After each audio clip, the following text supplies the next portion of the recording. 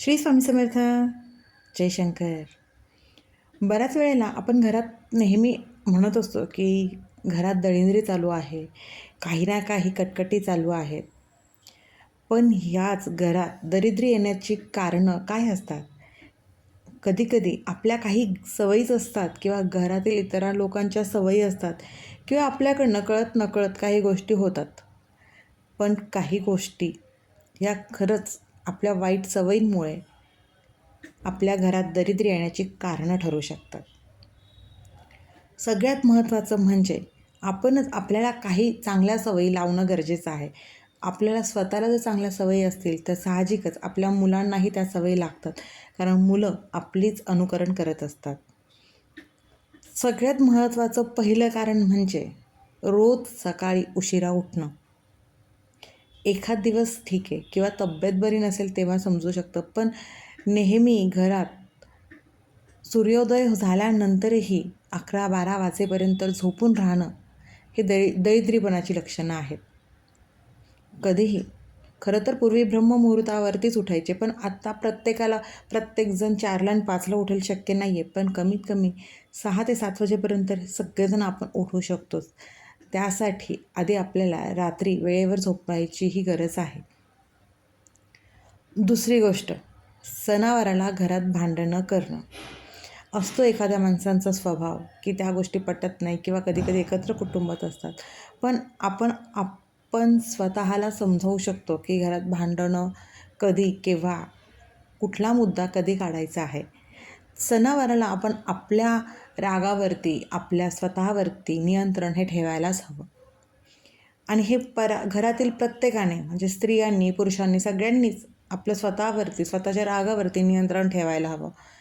तिसरं म्हणजे बऱ्याच ठिकाणी नाही म्हणता येणार किंवा काही ठिकाणी एकादशी, चतुर्थी किंवा सणवार जे काही आपले वार असतात, सोमवार म्हणा, गुरुवार म्हणा, शनिवार, ह्या दिवशीही मांसाहार केला जातो.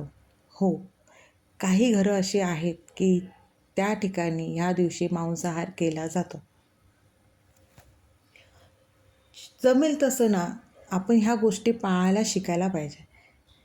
मुळातच ही सवय वाईट नाहीच आहे, त्यामुळे ह्या चांगल्या सवयी आपण स्वतः अंगीकारल्याच पाहिजे.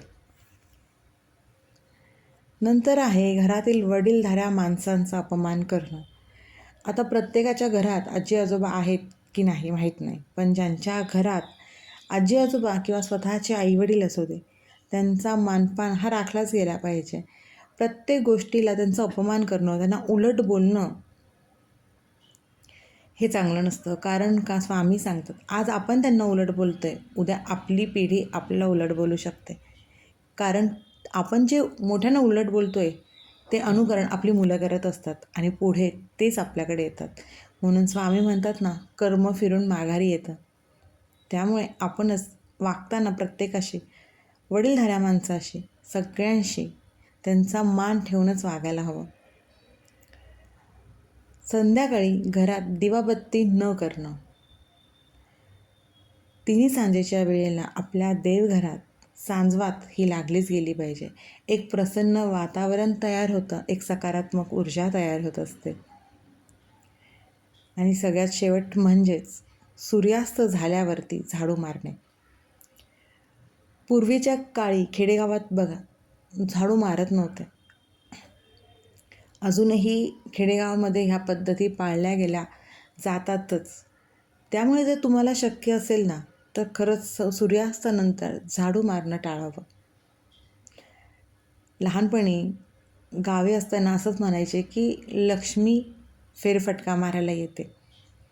त्यामुळे रात्रीचं घरही स्वच्छ, म्हणजे आपली भांडी वगैरे जे रात्रीची असतात ना, ती स्वच्छ करूनच झोपावं. कितीही उशीर होऊ दे, खरकटं अन्न, खरकटं ताटं कधीही बेसिंगमध्ये नसावी. आपल्या रात्रीचं भांडी वगैरे सगळं स्वच्छ करूनच आपल्याला झोपायचं आहे. आणि सूर्यास्त झाल्यानंतर झाडू मारायचं टाळावं. ह्या गोष्टी जर आपण पाळल्या तर घरात दरिद्री येण्याचं खरंच थांबतं. आणि तुम्ही निरीक्षण करा, अनुकरण करा. ज्या घरात ह्या गोष्टी होतात ना, त्या घरात काही ना काहीतरी नकारात्मक ऊर्जा नक्कीच वास करते आणि त्या घरातील वातावरण एक वेगळंच तयार होत असतं. त्या घरातील माणसं असं चिडचिडी होतात, नकारात्मक होतात, प्रसन्नताच राहत नाही. याच आपल्या वाईट सवयी जर आपण बदललं तर साहजिकच आपल्या घरात एक सकारात्मक ऊर्जा तयार होते आणि आपल्या घरामध्ये सतत आपल्या स्वामींचं नामस्मरण जर असलं तर कुठलीहीच नकारात्मक ऊर्जा तिथे थांबत नाही. त्यामुळे घरात दरिद्री येण्याची ही 5 कारणं ओळखा आणि जर असतील तर ती दूर करा, स्वतःमध्ये बदल घडवा आणि स्वामींची सेवा करत राहा. स्वामींचं नामस्मरण घरात करत राहा. स्वामींची सेवेत असल्याने आपण एक वेगळंच छान आयुष्य अनुभवू शकतो. त्यामुळे या सगळ्या वाईट गोष्टींना दूर ढकला आणि स्वामींना जवळ करा. श्री स्वामी समर्थ. अशक्य ही शक्य करतील स्वामी, अशक्य ही शक्य करतील स्वामी.